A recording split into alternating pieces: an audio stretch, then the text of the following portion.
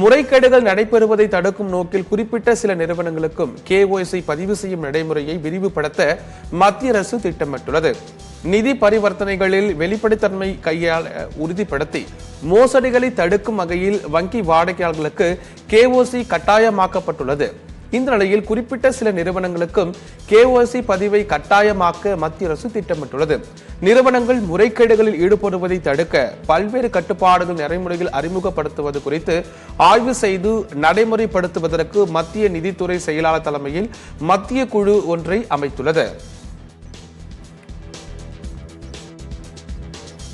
ஒழுங்கு நடவடிக்கை தொடர்பான வழக்குகளை காலதாமதமின்றி முடிவுக்கு கொண்டு வருவதை உறுதி செய்ய வேண்டும் என்று ஊழல் தடுப்பு ஆணையம் வலியுறுத்தியுள்ளது.